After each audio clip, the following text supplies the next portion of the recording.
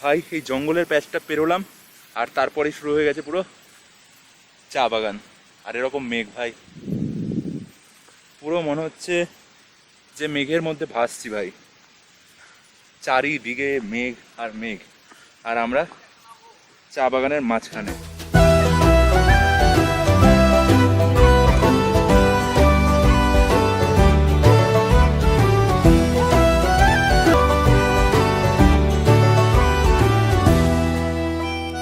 ভাই আমার চারিদিকটা একবার দেখো ভাই, শুধু দেখো একবার, মানে ভাই স্বর্গ এখানেই, এখানেই স্বর্গ ভাই।